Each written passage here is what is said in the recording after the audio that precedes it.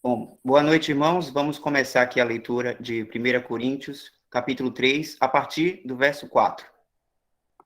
Porque, dizendo um, eu sou de Paulo, e outro, eu de Apolos, porventura não sois carnais? Pois quem é de Paulo e quem é Apolos, senão ministros pelos quais crestes, e conforme o que o Senhor deu a cada um? Eu plantei, Apolos regou, mas Deus deu o crescimento. Pelo que nem o que planta é alguma coisa, nem o que rega, mas Deus que dá o crescimento. Ora, o que planta e o que rega são um, mas cada um receberá o seu galardão segundo o seu trabalho. Porque nós somos cooperadores de Deus. Vós sois lavoura de Deus e edifício de Deus. Segundo a graça de Deus que me foi dada, pus eu, como sábio arquiteto, o fundamento, e outro edifica sobre ele, mas veja cada um como edifica sobre ele. Porque ninguém pode pôr outro fundamento além do que já está posto, o qual é Jesus Cristo. E se alguém sobre este fundamento formar um edifício de ouro, prata, pedras preciosas, madeira, feno, palha, a obra de cada um se manifestará. Na verdade, o dia a declarará, porque pelo fogo será descoberta, e o fogo provará qual seja a obra de cada um. Se a obra que alguém edificou nessa parte permanecer, esse receberá galardão. Se a obra de alguém se queimar, sofrerá detrimento, mas o tal será salvo, todavia, como pelo fogo. Não sabeis vós que sois o templo de Deus e que o Espírito de Deus habita em vós? Se alguém destruir o templo de Deus, Deus o destruirá, porque o templo de Deus, que sois vós, é santo. Ninguém se engane a si mesmo. Se alguém dentre vós se tem por sábio neste mundo, faça-se louco para ser sábio. Porque a sabedoria deste mundo é loucura diante de Deus, pois está escrito, ele apanha os sábios na sua própria astúcia. E outra vez, o Senhor conhece os pensamentos dos sábios, que são vãos. Portanto, ninguém se glorie nos homens, porque tudo é vosso. Seja Paulo, seja Apolos, seja Cefas, seja o mundo, seja a vida, seja a morte, seja o presente, seja o futuro, tudo é vosso. E vós de Cristo, e Cristo de Deus.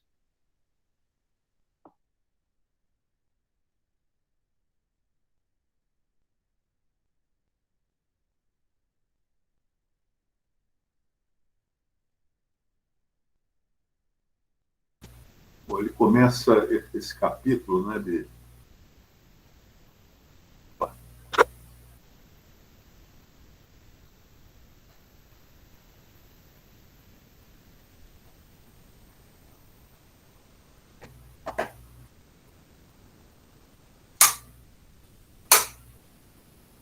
esse capítulo 3 de 1 Coríntios, ele começa com uma repreensão, porque eles estavam sendo carnais. Nós vimos isso no versículo 1.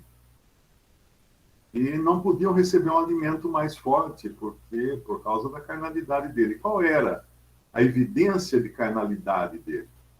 Eram as diferenças, era a inveja, as contendas, as dissensões. Ele menciona no versículo 3. Porque com isso, agindo dessa maneira, agindo com inveja, agindo com contendas, agindo com dissensões, eu acho que a outra versão aqui diz que ciúmes e contendas. Não sois porventura carnais e não andais segundo os homens? E aí esse ciúme, essas contendas, essas divisões, faziam com que eles escolhessem pessoas, escolhessem líderes para eles. Porque dizendo um, eu sou de Paulo, e outro, eu de Apolo, porventura não sois carnais. Então, uma evidência de carnalidade é seguir a homens. Isso é uma coisa muito séria e muito triste que a gente vê acontecer não apenas na cristandade como um todo, não é? Mas também entre irmãos congregados ao nome do Senhor. Preferências, né? Por irmãos, preferências por esse, por aquele. Eu sempre lembro aquele filme, como é que chamava aquele cara, aquele ele é meio esquisito, assim, ele é um contador de histórias, que ele fica no banco de uma praça. Forrest Gump. Forrest Gump. E ele tem uma parte do filme em que ele sai correndo, ele começa a correr. Ele começa a correr pelos Estados Unidos. E quando ele vê, tem uma multidão correndo atrás dele. Ninguém sabe por que está correndo. Mas todo mundo está correndo, está seguindo ele. Aí chega uma hora ele para, todo mundo para. O que foi? Ah, eu vou parar de correr. Aí todos perdem o sentido da vida, né? Então, quando você tira o líder, tira aquele que todo mundo segue, seguidores perdem o sentido da vida. Um cristão, ele deveria ser seguidor apenas de Cristo, não de homem algum. E aqui o próprio Paulo dá uma chicotada aqui, né? Quem é Paulo? Quem é Apolo, senão ministros pelos quais cresces, conforme o Senhor deu a cada um? O que é um ministro? Ministro é um que ministra. O que é um que ministra? É um que serve. Um garçom é o ministro do restaurante. Ele leva o prato até a sua mesa, ele leva a comida até a sua mesa. Ele está ministrando a comida para você. Esse é o garçom. Então, relativamente, o que Paulo quer dizer aqui é que um não é mais importante que o outro. E depois ele vai dar o exemplo. No versículo 5, ele fala que são ministros pelos quais Cristo, são servos, né? São garçons que trouxeram o prato do evangelho para vocês, conforme o Senhor deu a cada um, deu a capacidade a cada um de fazer isso.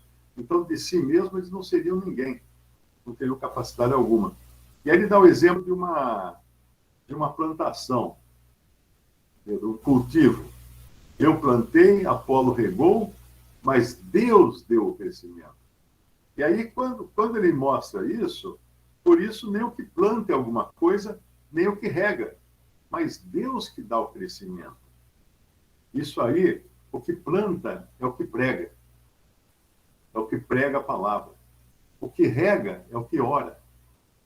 Por isso que a gente sempre tem em mente, né?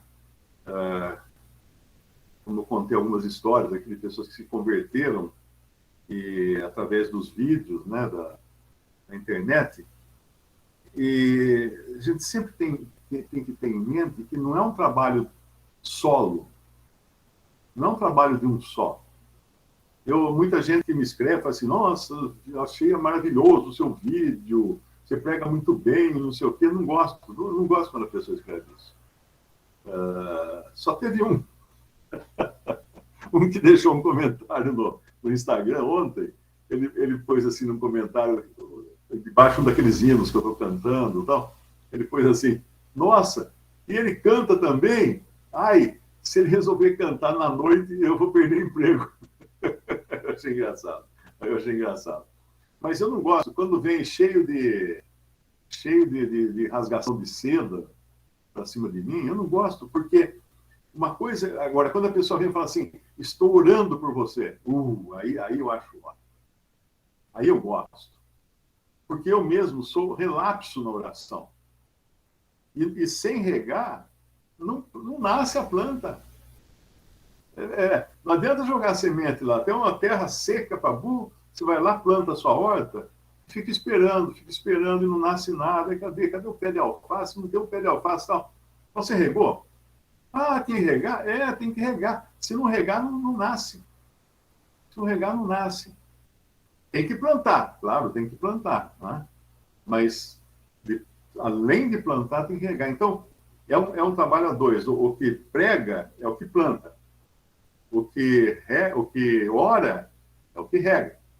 Mas o crescimento não é nenhum deles que tem capacidade de fazer crescer. Nenhum homem tem capacidade de fazer brotar vida numa alma seca. Numa alma seca. É o Senhor quem revive, né? que dá vida para a pessoa e dá o crescimento também. É o que ele fala aqui no versículo 6. Eu plantei, Apolo regou, mas Deus deu o crescimento. Por isso, nem o que planta é alguma coisa. Tá vendo? Aí você está todo lá gostosão, se achando o máximo, né? Nem o que planta é alguma coisa. Uma vez o irmão contou a história de um pregador, fez uma pregação muito calorosa e tal, e quando ele desceu lá do púlpito, veio uma senhora lá da igreja, ele estava pregando, falou assim, irmão, a sua pregação foi maravilhosa. Ele virou para ela assim, Satanás acabou de falar isso para mim ali atrás. Porque é orgulho, né? Orgulho. Agora eu estava falando, antes da gente começar, nós estávamos falando aqui de um irmão que chama-se Wesley. E eu até falei a história de Charles Wesley e John Wesley. John Wesley foi um grande pregador do século XVIII, na Inglaterra. Como eu disse, comentam que a pregação dele conquistava tantas pessoas, tanta gente se converteu, e uma revolução que estava sendo formada para derrubar o império foi cancelada, porque esvaziou, os participantes se converteram, e aí não foram participar da revolução. E ele pregava também, o irmão dele cantava nas pregações, que era o Charles Wesley. John Wesley e Charles Wesley. Eles vinham de uma família muito cristã, né? A mãe, principalmente, a mãe foi quem colocou eles no caminho do Senhor. E muita gente pensa que a igreja metodista foi fundada por John Wesley, né? E Charles Wesley. É nada. Depois deles é que homens fizeram a organização metodista, mas eles eram pregadores de rua, pregador de praça, pregador de tenda, não sei o que. Eu acho que eles não eram da igreja anglicana, que era obrigatório ser da igreja anglicana, por isso eles eram perseguidos. Mas eu me lembrei de um episódio em que o John Wesley foi pregar num lugar, numa capela, e tinha um púlpito muito alto, e ele era baixinho. Então, ele não alcançava, né? Ele ficava assim no púlpito. Então, colocaram uma pilha de livros atrás do púlpito, ele subiu na pilha de livros. E ele ia pregar sobre o inferno, sobre o lago de fogo, né? A condenação no lago de fogo. Então, ele ficou em cima da pilha de livros e segurando no púlpito e pregando. E numa das animações dele lá, nos movimentos, a pilha de livro caiu toda. Mas ele ficou preso daí pelos cotovelos no púlpito. E ele continuou pregando, ele não parou, não. Então ninguém viu cair a pilha de livro, né? Então ele ficou lá pregando, mas segurando no. Mas ele suava, vermelho, com uma cara de desespero, falando do lago de fogo da condenação eterna, e acharam que foi a melhor pregação dele, a mais emocionante, né? Que realmente ele estava com cara de quem estava caindo no lago de fogo, mas é porque ele estava preso ali no púlpito. Mas então, o que prega e o que ora não fazem nada porque só fazem aquilo que Deus dá a cada um, porque, na verdade, o crescimento será de Deus.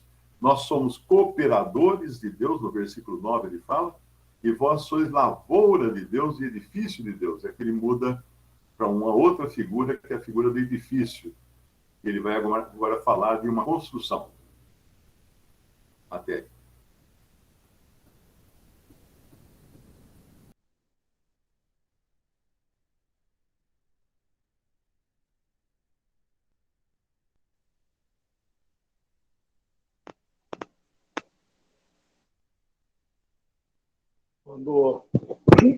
Quando se tem a glória de Deus diante, né, de qualquer trabalho, tudo muda, né? Muda o comportamento dos que trabalham. Porque esses aqui que estavam aí falando de Paulo, de Apolos, então nós vemos que Paulo começa a explanar que é a glória de Deus que está diante de tudo isso aí. Se nós temos a glória dele, né, de Deus e de Cristo, logicamente, né, tudo muda. Muda o comportamento, porque nós nos colocamos nos nossos devidos lugares. Estava pensando que ele fala que o versículo aqui, passamos por ele, a gente lê depois, versículo 5, né? Ele fala servos. Eu, vou falar a verdade, nunca tinha reparado que ele fala servos aqui, né? Quem é Apolo? Quem é Paulo? Servos. Eu estava pensando no Senhor, que em Atos, então, esse dia atrás nós estávamos falando numa live, Atos 3, Atos capítulo 3,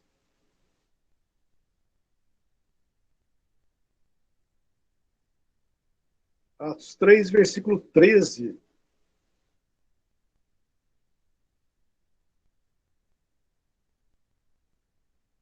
Atos 3, 13. Eu não sei qual versículo, eu não consigo enxergar bem daí, irmão, você pode...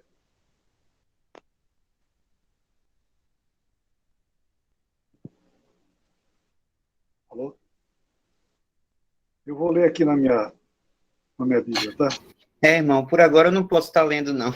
Não, deixa que eu leio aqui, tudo bem. É que eu estou com uma outra versão aqui, fala assim, o Deus de Abraão, de Isaac e de Jacó, o Deus de nossos pais, glorificou ao seu servo Jesus, a quem vós traístes e negastes perante Pilatos, quando este havia decidido soltá-lo.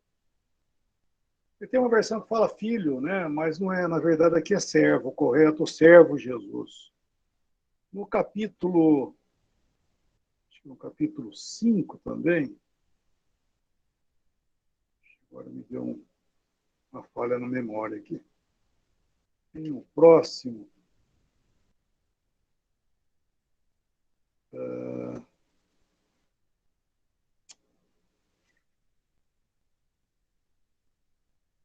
Tem um próximo também que a versão fala filho, mas ele fala servo. Acho que é no capítulo 4, próximo caminho aí. Né? Então, faremos...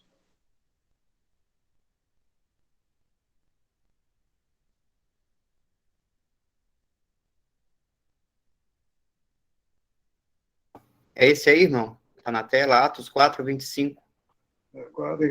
Não dá para... Aqui não dá para ver. 4:25, é. Obrigado, viu? E que disseste por intermédio do Espírito Santo, por boca de nosso pai Davi. Não, não, referindo a Jesus. Referindo a Jesus, ao Senhor. Bom, mas tudo bem. É a pregação de Pedro também. Eu acho que é 4, capítulo 4 Aí, ou irmão, 5. 4, 27, ó. Servo Jesus. Porque verdadeiramente se ajuntaram nesta cidade contra o teu santo servo Jesus. Isso. A outra versão fala filho, né? Mas é servo. A outra fala filho, não fala isso?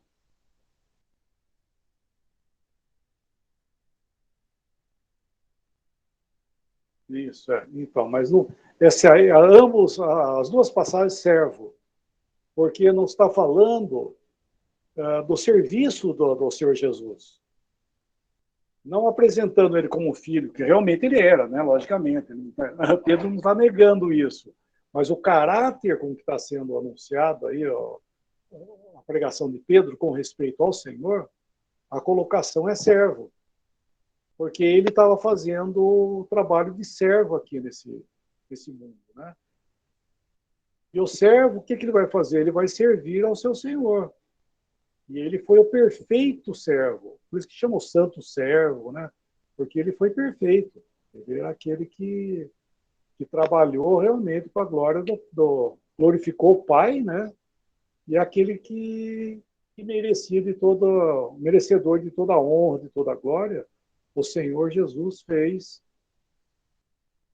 tanto na vida, né? Nós sempre falamos isso, né? Que ele glorificou o Pai na sua vida e glorificou Deus na sua morte.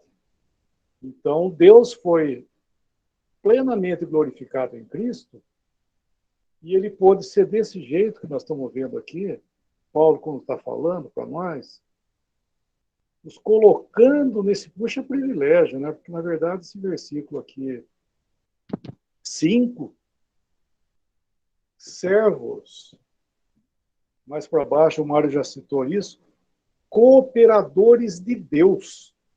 Imagina, eu estava pensando aqui, que coitado, pobre de mim, né?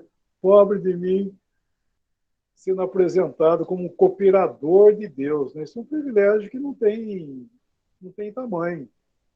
Só que o que está sendo apresentado por Paulo aí, que ele vai continuar falando, o Mário já citou, mas ele vai continuar falando de um trabalho também. Mas ele está mostrando aí para nós que é a obra de Deus. É nós fazendo ou fazermos a obra de Deus. Não é somente uma obra para Deus. Existe uma diferença em fazer uma obra para Deus e outra coisa é fazer a obra de Deus. E é isso que Paulo está chamando a atenção. É fazer a obra de Deus. Porque senão nós perdemos o princípio desse privilégio tão grande de fazermos aquilo que nos foi dado. Porque nós estamos fazendo aquilo que Deus está dando, é a obra de Deus que nós estamos fazendo, seja qual for, seja o tamanho que ela tiver, que ele vai falar nos capítulos, perdão, nos versículos seguintes, seja o tamanho que for, a medida que for, é de Deus. Então isso é isso que basta, porque é nós fazermos aquilo que Ele está dando e não aquilo que nós estamos no sentido fazendo. Vou fazer para Deus. Então, você vai fazer coisas que às vezes Deus não quer. Tudo bem, você está fazendo para Deus. Vamos dizer, o Senhor está vendo isso. O Senhor tem os seus tratamentos também para aqueles que fazem a obra para Deus. Mas o princípio aí, na realidade, ele está falando a obra de Deus para nós. Seja qual for. Ou seja, regar, seja o que ele chama aí de plantar, né, como o Mário já citou, que é a pregação, seja o regar, seja, vamos usar outro, não está escrito aí, mas adubar e podar, seja o que for fazer que é necessário fazer numa plantação, cada um vai fazer a sua parte e Deus seja glorificado por isso. É aí, então.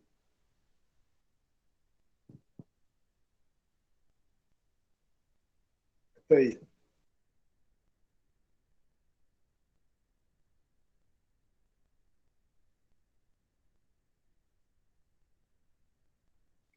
Vou lembrar um detalhezinho. Perdão. Oi, perdão. Pode falar. Fala.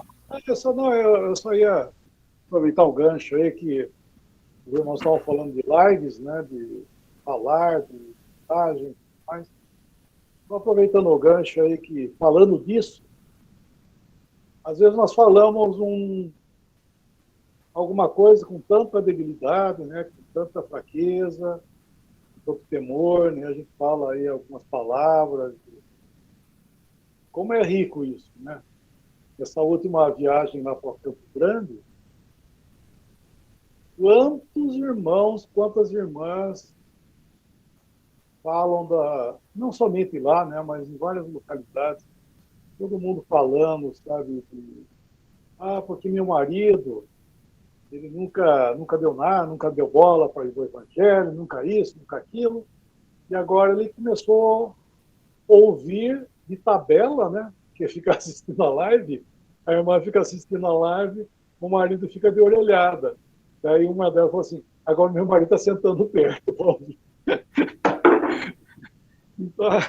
Então as coisas vão acontecendo, né? Às vezes a gente não nota, e vai falando, e quantos e quantos têm dado algum testemunho semelhante, sabe, que Deus seja realmente, e será, né, glorificado em tudo aquilo que, ainda que seja, sabe, um pouquinho a coisa, é para a glória do Senhor, sabe? Pode ficar certo, né, que o Senhor tem um trabalho atrás disso aí, sabe? Quer 5 palavras, né? Como Paulo falou, eu prefiro falar 5 palavras. Que sejam 5 palavras, irmão. É o que o senhor vai fazer, o senhor vai usar. Às vezes, aquelas 5 que está faltando, o marido da irmã lá se converter, para a esposa do irmão se converter, para o filho, ou seja lá quem for. Às vezes é só essas 5 palavras que estão faltando. Perdão, Mário, aí.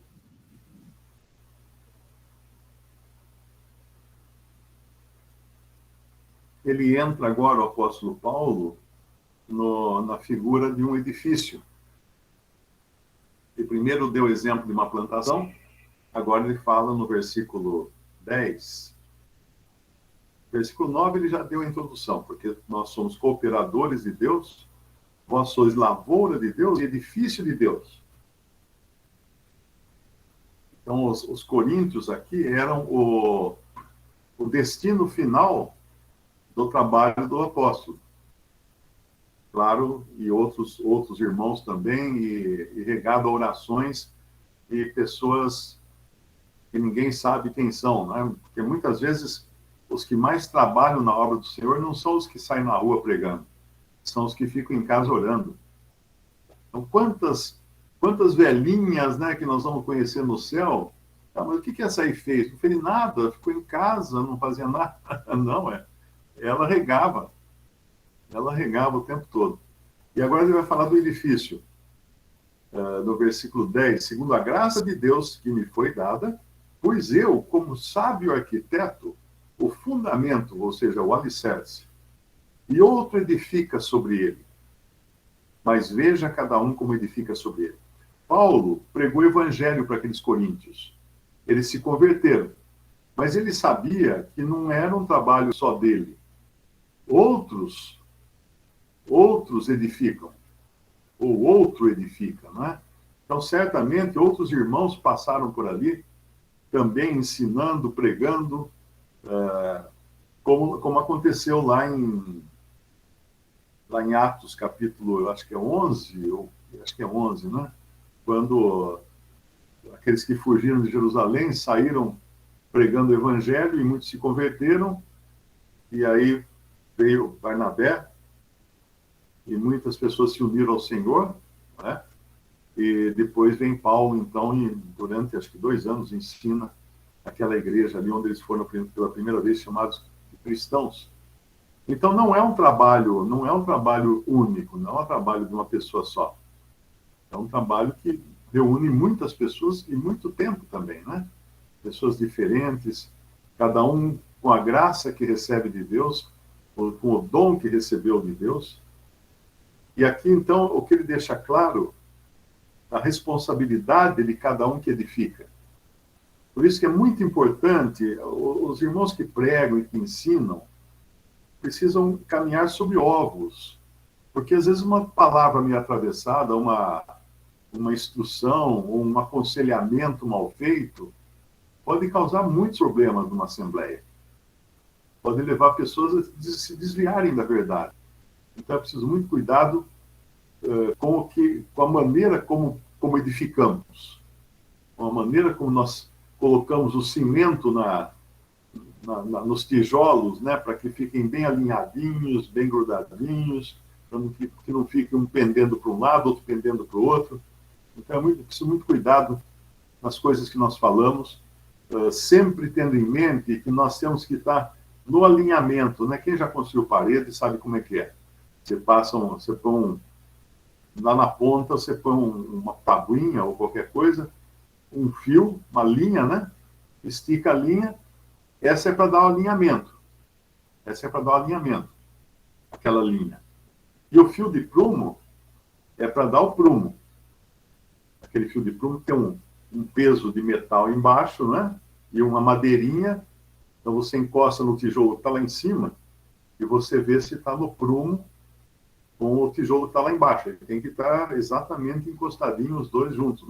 Eu uma vez contratei um pedreiro, o cara não sabia o que era aquilo. Ele esticou a linha, ele achou que a linha é que fazia o prumo. Aí quando ele já tinha levantado o berço de parede, eu fui lá, olhei e falei, mas você não usa fio de prumo? Fio do quê? Ele achou que era um palavrão aquilo. Fio de prumo, cara, isso aqui, ó. Peguei um fio de prumo, mostrei para ele. Só desmanchar o pedaço de parede que ele fez. A parede estava caindo. Porque ele estava na linha. Ele fez o alinhamento, mas estava caindo. Porque ele não pegou o prumo, né?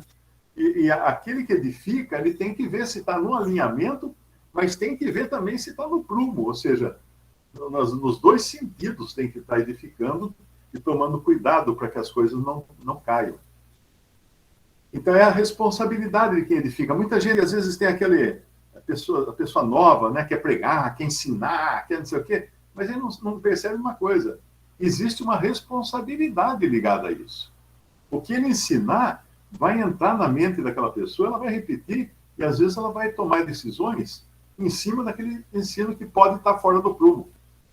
E se estiver fora do prumo, vai cair tudo que a pessoa aprendeu. Porque ninguém pode pôr... Aí ele fala que ele pôs o fundamento, né? Como sabe o arquiteto, e o fundamento é um só, é Cristo, sempre.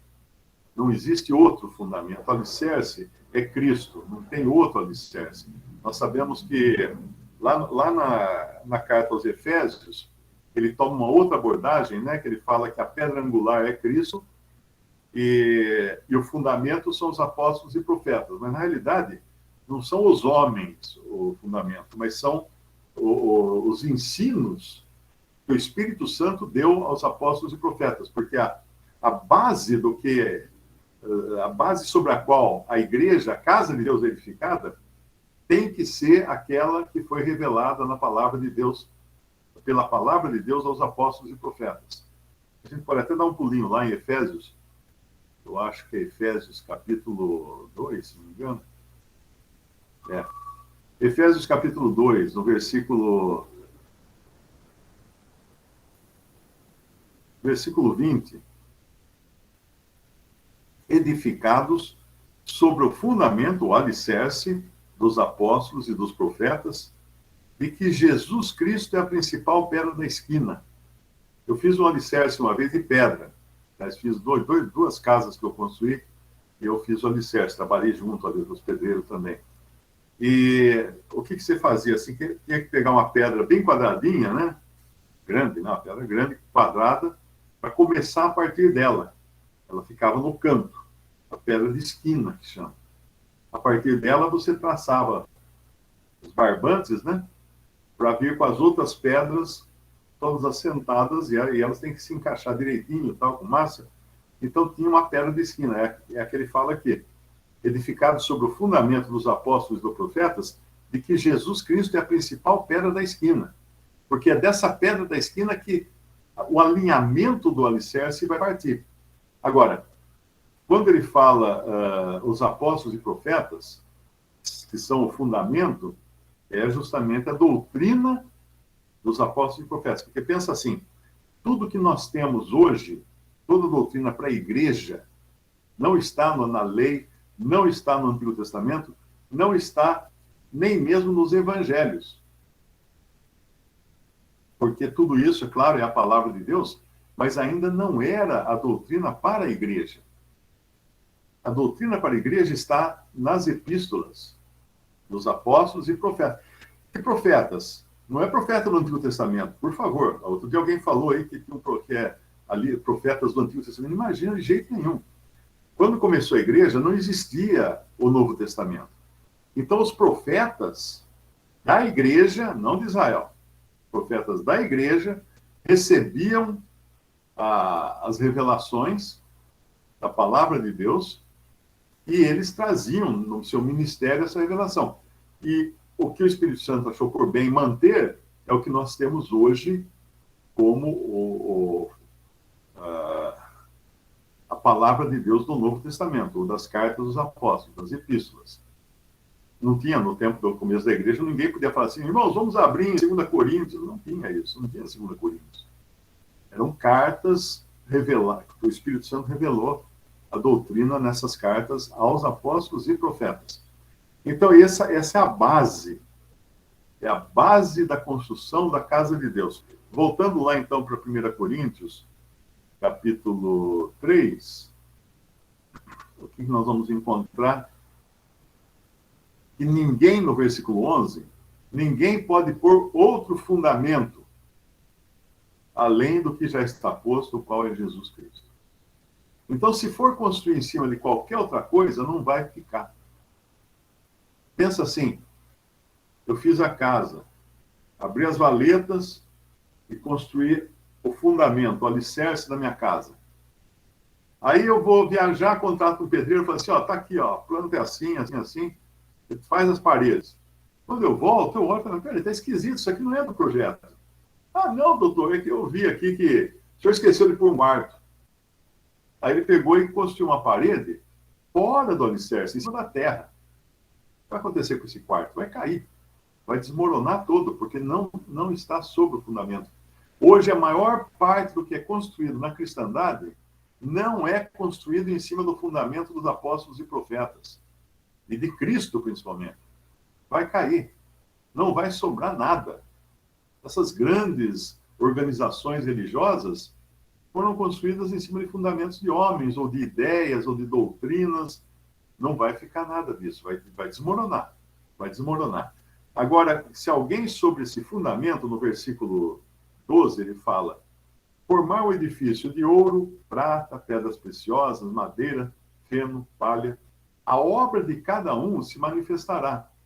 Na verdade, o dia a declarará, porque pelo fogo será descoberta e o fogo provará qual seja a obra de cada um. Se a obra que alguém edificou nessa parte permanecer, esse receberá galardão. Se a obra de alguém se queimar, sofrerá detrimento, mas o tal será salvo, todavia, como que pelo fogo.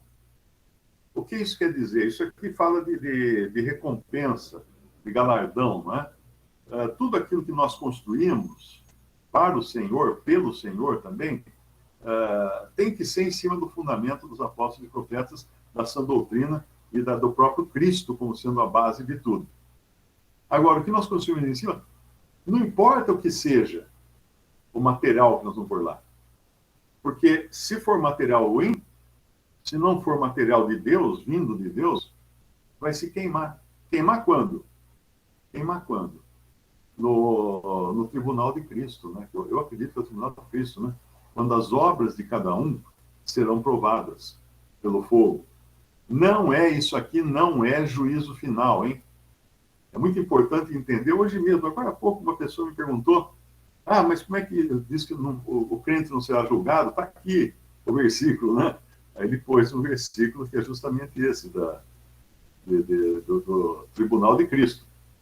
Mas o tribunal de Cristo não é o julgamento final, não é o juízo final. O tribunal de Cristo é um julgamento como se fosse um julgamento numa exposição de arte. Quando eles fazem uma exposição de arte, um concurso de quadro, né, de arte, né? Você coloca lá vários pintores, tal, tem os quadros, aí tem uma banca examinadora, examina, tal, daí dão os votos, julgam e um pega o primeiro lugar, o quadro lá, o segundo lugar, o terceiro lugar. Eles não julgaram o pintor, eles julgaram a obra. Porque o pintor podia ser muito bom e, para aquela exposição, trazer uma porcaria de quadro e ficar desclassificado. Porque ali o julgamento não era do pintor, é o julgamento da obra do pintor. E assim é o crente. Ele tem as obras, o material que ele traz para construir, para edificar a casa de Deus, e haverá um julgamento das obras dele, não dele. Porque ele já foi julgado lá na cruz em Cristo. Mas as suas obras serão julgadas. E se tudo que ele fez a vida inteira não prestou, ele vai sair chamuscado, mas vai sair salvo. Por isso que fala que a obra de cada um se manifestar, na verdade o dia declarará, no versículo 13, porque pelo fogo será descoberta. Aí no versículo 15, se a obra de alguém se queimar, sofrerá detrimento, né? Sofrerá perda a obra dele. Mas o tal será salvo. Todavia, pelo fogo, ou seja, vai ser chamuscado. Então, essa aqui é a figura que o apóstolo mostra da responsabilidade que cada um tem agora de edificar. Edificar com os melhores materiais, ou seja, com os melhores, o que tem de melhor para oferecer ao Senhor. Eu sempre lembro aquela historinha, né, do cara que sonhou E ele chegou no céu, ele morreu e chegou no céu. Aí veio um anjo lá conversar com ele, foi, vamos mostrar aqui, vamos lá. Aí mostrou assim, foi pelas ruas, assim, cada mansão, uma mansão de cada lado. Tal. Legal, morar aqui, vai morar aqui no céu, né? Tudo mansões. Tal. Aí chegaram no fim da rua, tinha um barraco lá. Aqui, ó, tá aqui sua casa. Mas é todo mundo vai morar em mansão, vamos morar no barraco? Amigo, isso aí foi o melhor que nós conseguimos com o material que você mandou para cá. Ó. Não deu para fazer coisa melhor. Irmão,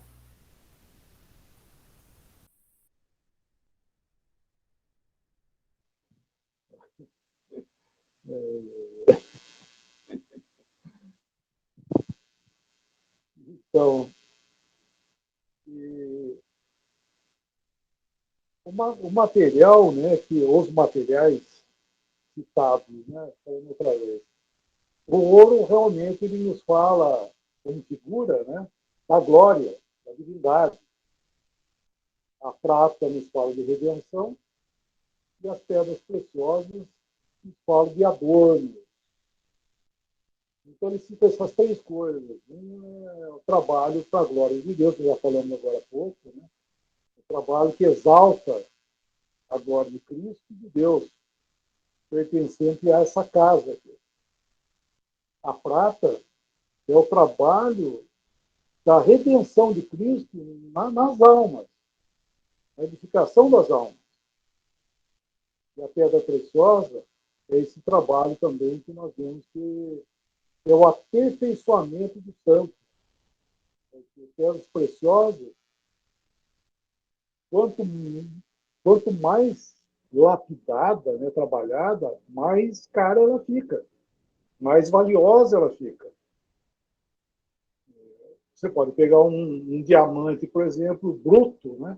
Você olha para ele, se você não conhece direito o que é um diamante, você pode de repente até jogar fora achando que é um pedregulho, né? Aquelas pedras lavadas, né? Mas não, aquilo é preciosíssimo. Só que para fazer o quê? Precisa trabalhar. Então, esse é um trabalho também que o Senhor, né, dá a nós nessa edificação. É lapidar também. E sermos lapidados, né? A gente está falando dos outros, né? Mas, na realidade, é o que acontece com cada crente, com cada cristão.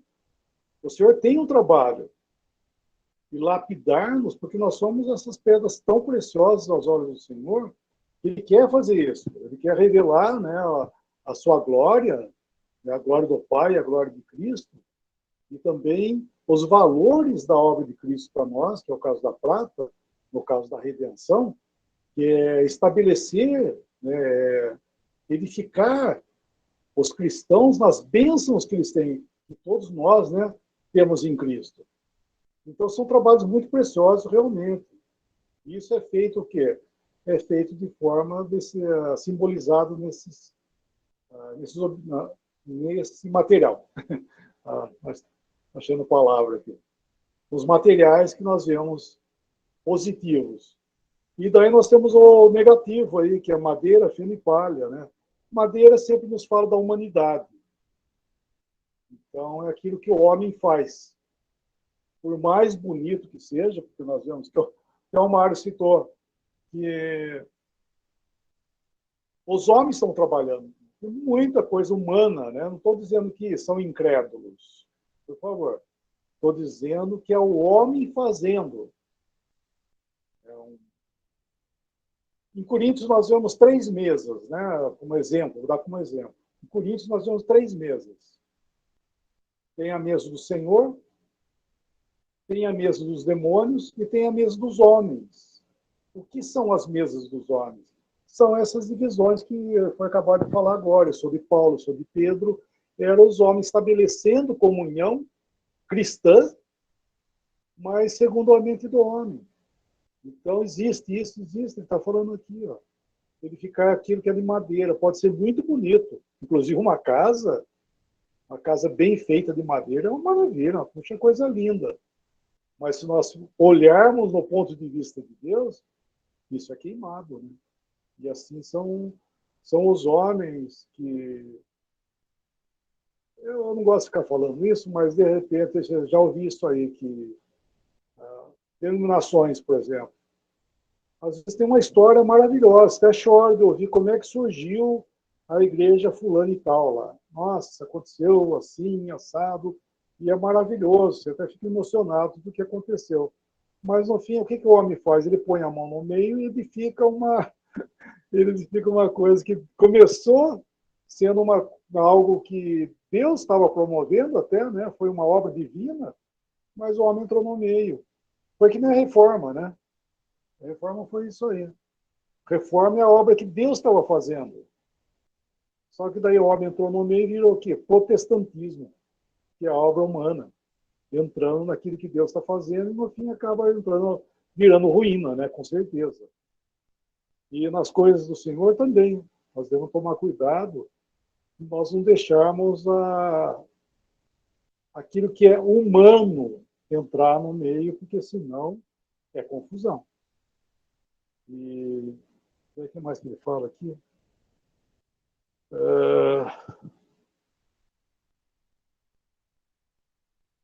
Vixe, a vida tá duro hoje aqui. Né? É aqui, ó, 12, né? Madeira, feno e palha. Feno é queimado, né? Aquilo que é. Segundo o irmão da ideia, eu acho que Kelly, eu acho que fala que é a parte carnal da obra, né? A parte carnal. E a palha é aquilo que é bem negativo, que é a palha que promove o fogo, né? Ela que é o estupim de qualquer fogo que aparecer, você colocou palha, ele vai dar origem de queimar todas as coisas. Então, normalmente se pega a palha, que é mais fácil de queimar. Então, aquilo que é mal, não é só carnal, ele é mal, ele é má mesmo, é algo mal. Então, nós vemos que realmente é precioso. Como é precioso nós entendermos isso. E o Mário falou algo interessante agora há pouco, que os irmãos, todos nós, digo nós também aqui, todo mundo, nós somos edificados por aquilo que nós ouvimos. Né? Os irmãos estão edificados por aquilo que eles ouvem. Nós somos edificados por aquilo que nós ouvimos. Então, como é precioso e também nos coloca um temor, o que nós vamos falar, porque realmente nós estamos edificando, os irmãos estão ouvindo, estão acatando, né? Estão prestando atenção, estão acreditando, vamos dizer assim. Né? Não que a gente não seja passivo de erro, né?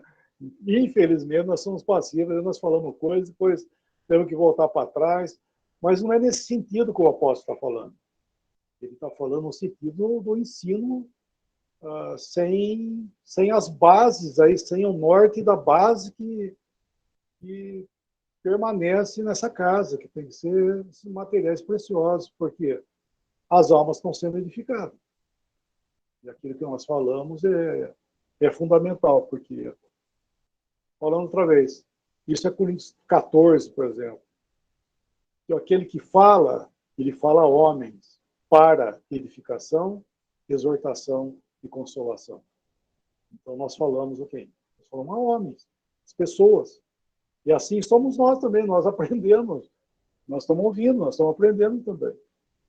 Isso eu queria chamar a atenção um pouco de cuidado, né? Cuidado com aquilo que nós estamos ouvindo e de quem nós estamos ouvindo também.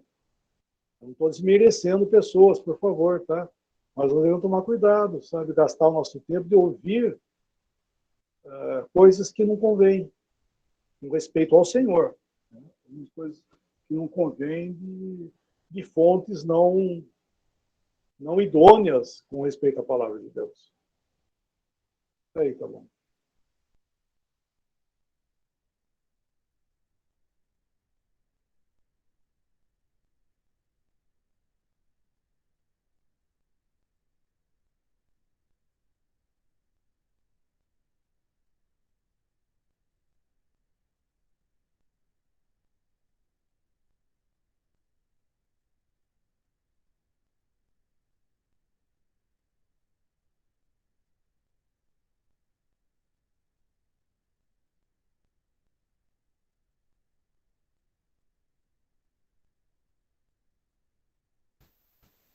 gente pensa que às vezes é tudo construção, né? Todo trabalho construtivo, mas assim como tem numa edificação, tem o trabalho de fundamento, né?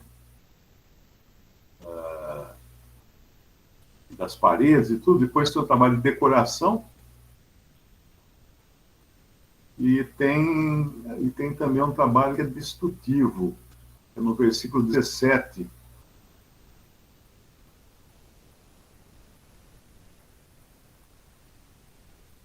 Eu acho que é isso, né? O versículo 17, que é destrutivo, nessa construção ele derruba só, ele só quebra. É um trabalho de demolição.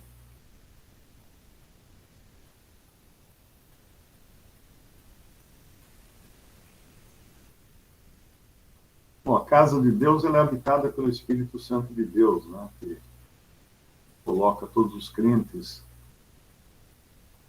E quando você traz qualquer coisa corrompida ou impura para dentro dessa construção, você causa dano, você mais destrói do que constrói.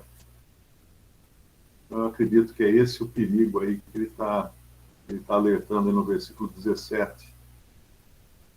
Se alguém destruir o templo de Deus, Deus o destruirá.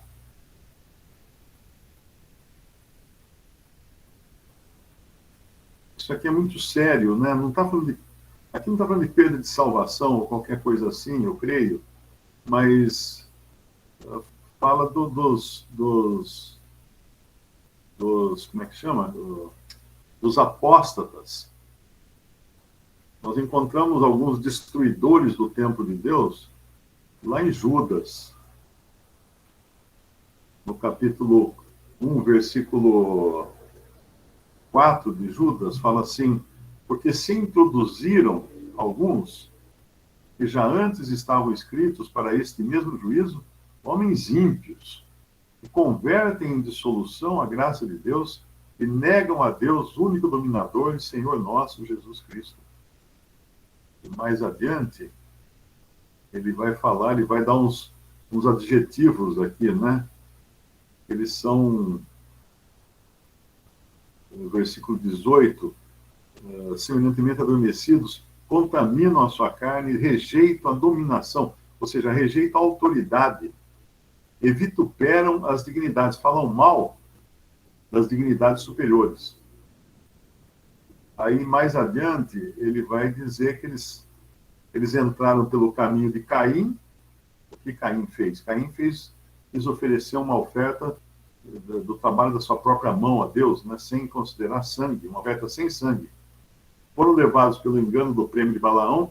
Balaão entrou a ideia de Balaão era amaldiçoar Israel. Foi contratado para amaldiçoar Israel, ele não conseguia. Mas a ideia inicial, a primeira intenção era de trazer maldição sobre Israel, sendo pago para isso.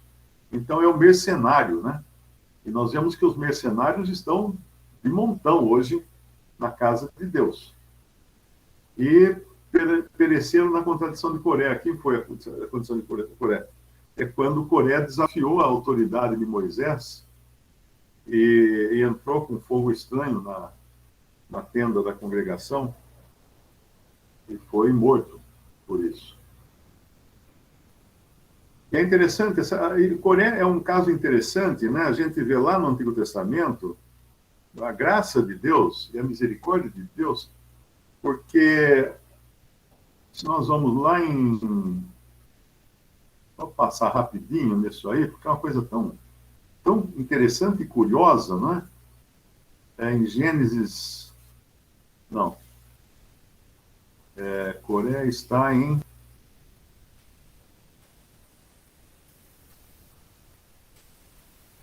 Números 16.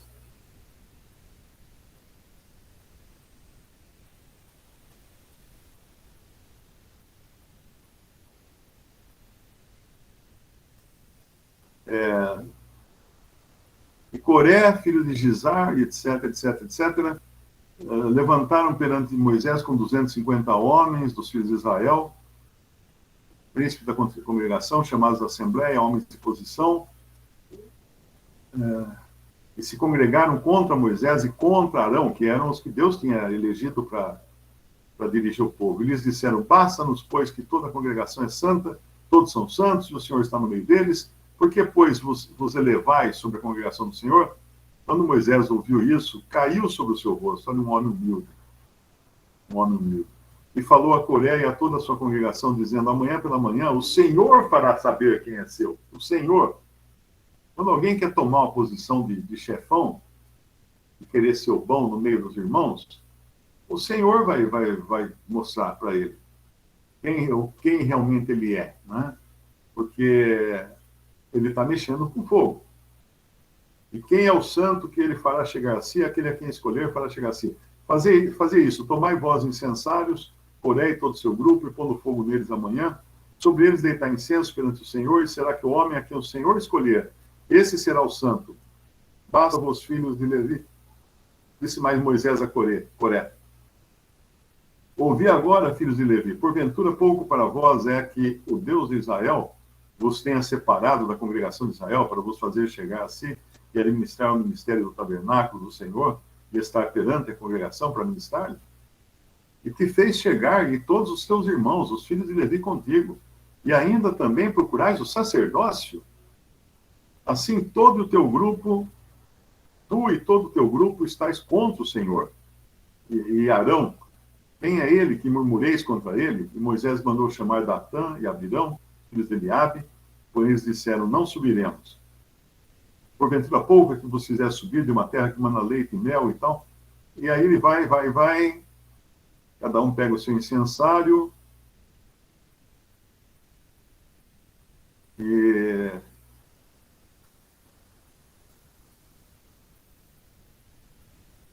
aqui tem um lugar em que eles... Eu não sei se é aqui que a terra se abre, né?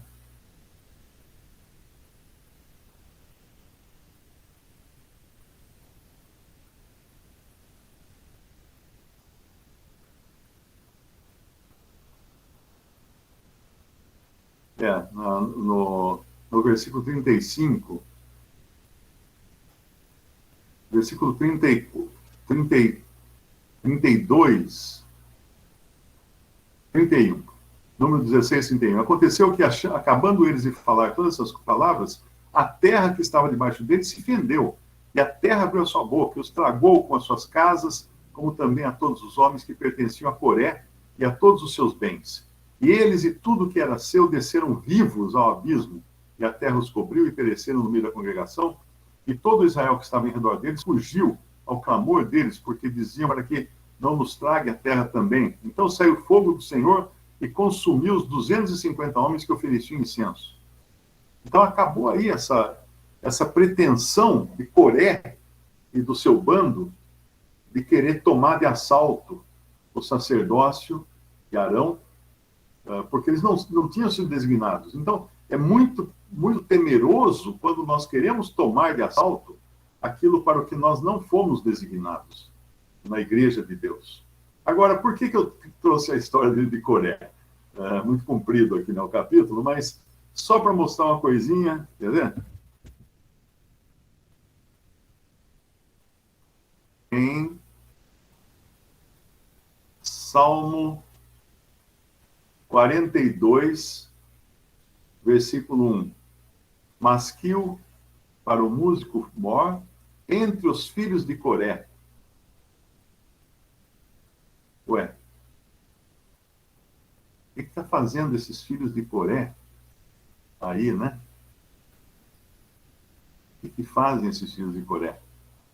Depois, se você acompanha todos os salmos, Salmo 46, entre os filhos de Coré, Salmo 47, entre os filhos de Coré, Salmo 48, entre os filhos de Coré. Coré, no fim, um dos filhos de Coré, né, ou os filhos de Coré, acabaram sendo colocados por Deus para o louvor na adoração a Deus. Então, essa é a maneira de Deus agir. Ele julga o mal e o pecado, mas a sua graça preserva o pecador. Né? representado aqui pelos filhos de Coré, não pelo Coré que morreu lá tragado pela terra, né? Mas Deus preservou da família de Coré alguns que seriam responsáveis pela adoração, pelo louvor na casa de Deus. É assim que Deus faz, dessa maneira que ele age, em graça. Apesar de todo o pecado, apesar de toda a rebelião, Deus consegue tirar graça disso, tirar misericórdia disso, né? Do leão saiu doçura, como fala aquele episódio lá com Sansão. Porque Deus consegue fazer essas coisas. E a gente precisa confiar também que na Assembleia, ou quando há problemas, quando há discordâncias e tudo, que no final o Senhor vai trazer graça. O Senhor vai trazer graça, vai trazer louvor ao seu nome. Porém, os que instigaram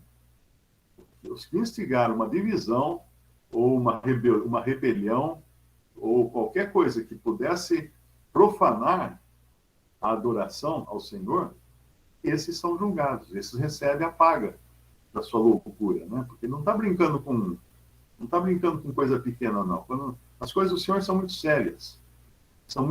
Então, que a gente possa ter isso sempre em mente, para não querer avançar o sinal e querer tomar uma posição, porque tudo aqui no nosso capítulo 14, capítulo 3 de 1 Coríntios, tudo aqui começa com a questão de homens querendo tomar posição, né? E, como eu já disse numa outra ocasião, Paulo usa ele e Apolo de exemplos aqui, porque no capítulo 4 ele vai dizer isso. No capítulo 4 ele fala no versículo 6, e eu, irmãos, apliquei essas coisas por semelhança a mim e a Apolo, por amor de vós. Por quê? Porque não era ele e Apolo ali os que estavam sendo pivôs, ou estavam recebendo honrarias de homens. Eram outros irmãos, mas ele não queria envergonhar os irmãos, dando nomes ali aos bois, né? Então ele coloca ele e Apolo como figura do que estava acontecendo, para dar essa lição maravilhosa que ele deu aqui. Até aí.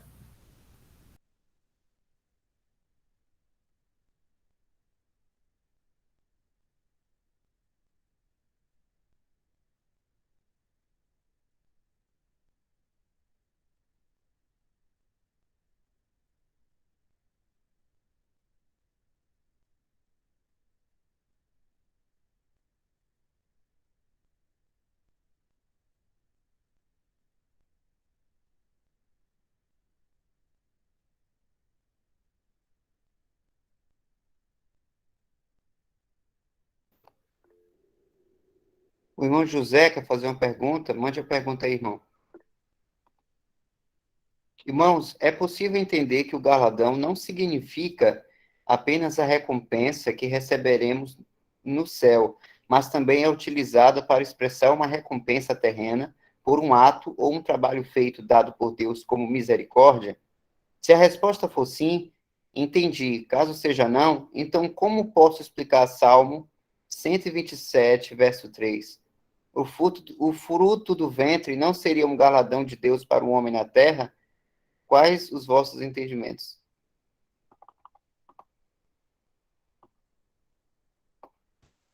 Quem perguntou mesmo a palavra galardão, ela é recompensa. Então, qualquer recompensa, você pode chamar de galardão. Ah, eu ganhei um galardão na loteria esportiva. Você pode usar a palavra galardão, é recompensa. Onde está aqui a palavra galardão no nosso capítulo a obra receberá galardão, versículo 14, né? No grego, isso aqui é mistos. Pode ser traduzido como salário, um trabalho, pagamento por um trabalho, salário, recompensa por algum esforço. Pode também ser uma punição. Por exemplo, seu filho desobedeceu, você deu um galardão para ele. Fala assim para as pessoas não acusarem você de estar maltratando a criança, né? Não, meu filho é desobediente, mas eu todo dia de manhã eu dou um galardão para ele. A pessoa não sabe o que é galardão, fala assim, deve estar dando um presente para o menino. Então, é nesse sentido. Então, você pode usar para qualquer coisa galardão, tá? Não sei se era, não Tem sei um se duplo. era, não sei se era essa a dúvida. Eu não sei se também estou entendendo o que o irmão está falando, mas tem um duplo aspecto, viu, o irmão que está falando aí? Porque realmente não que nós vivemos por isso, né?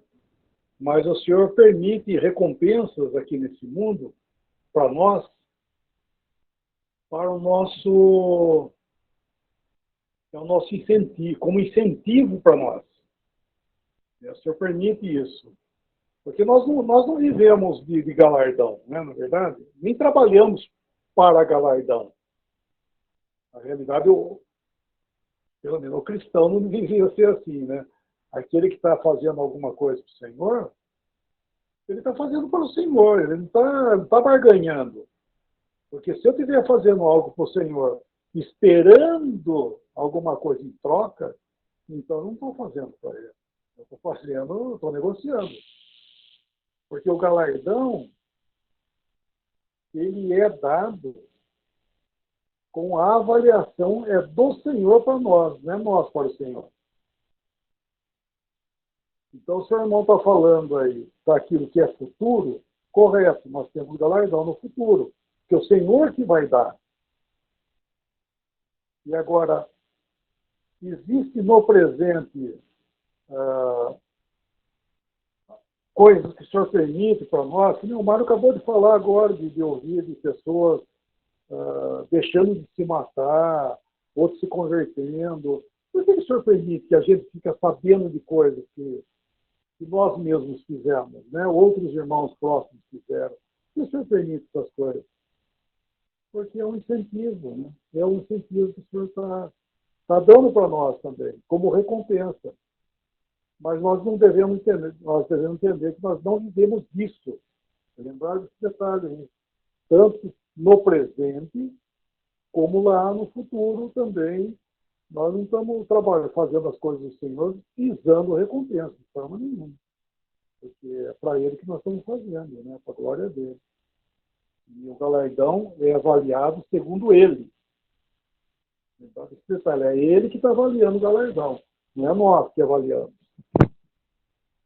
Não sei como é que está sendo respondido por irmão aí, né?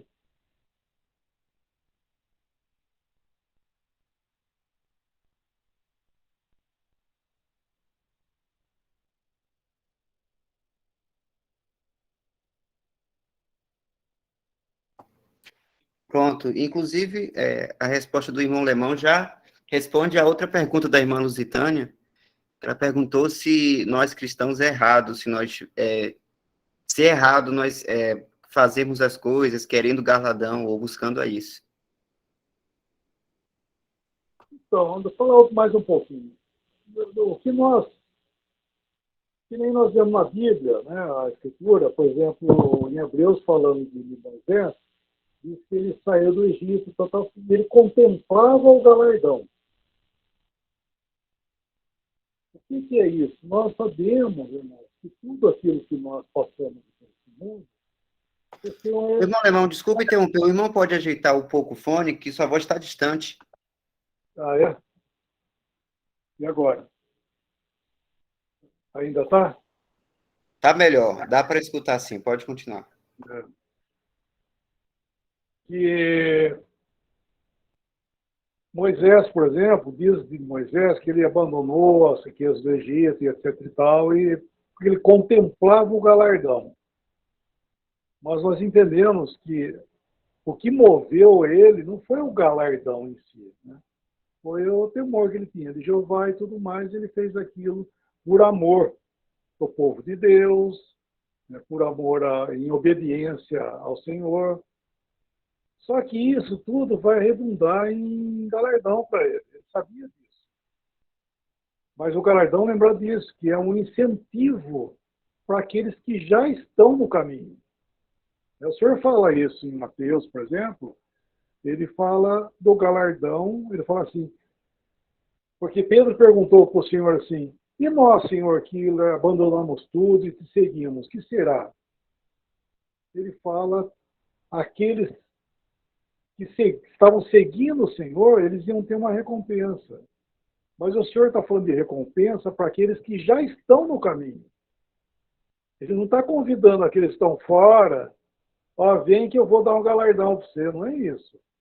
Ele está falando para aqueles que já estão no caminho, fazendo, seguindo o Senhor, ele fala de recompensa. Por quê? Porque ele não está negociando. Ele está dizendo que ele vai fazer, porque o Senhor é tão bom, por incrível que o Senhor é tão bom, que ele vai recompensar.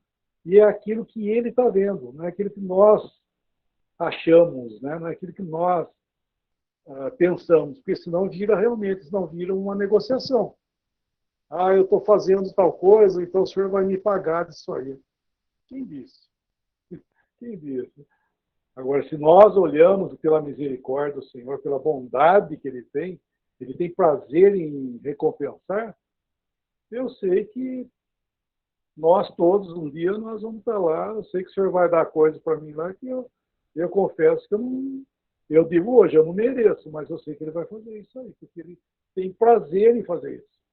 O senhor é bom, ele tem prazer em fazer isso.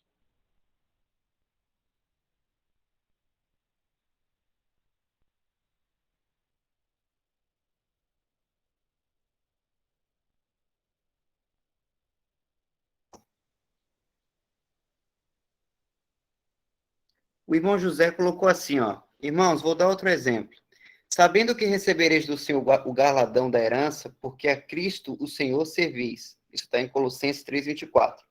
Esse galardão é celestial, se fosse na terra, não seria misericórdia de Deus?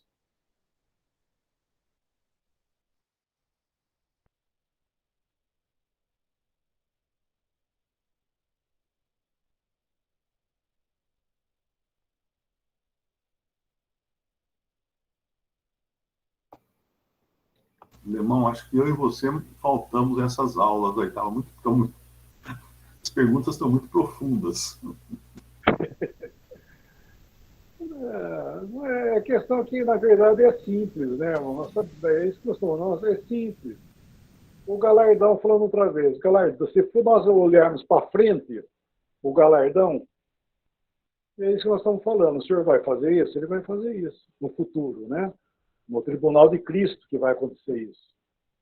Agora, falando outra vez, hoje, o senhor permite nós vermos coisas como recompensa.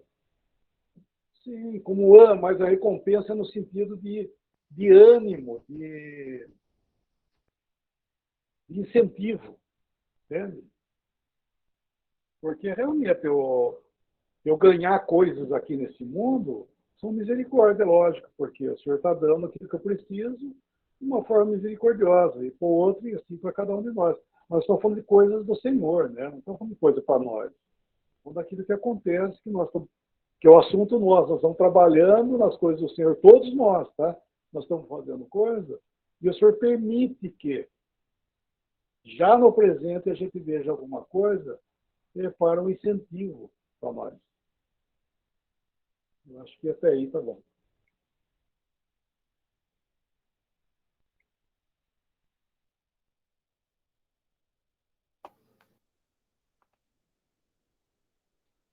O irmão José agradeceu as respostas.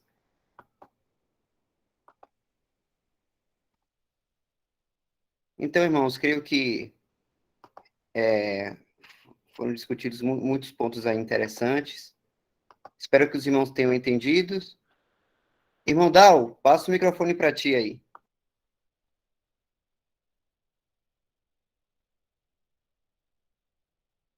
Você é que não dormiu, né?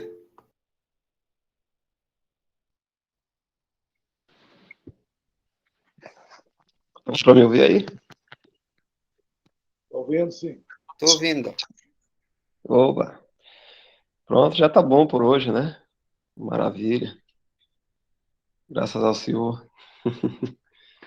Tô aqui na cadeirinha do papai aqui, aí botei aqui no aparelhozinho do Bluetooth pra ficar ouvindo.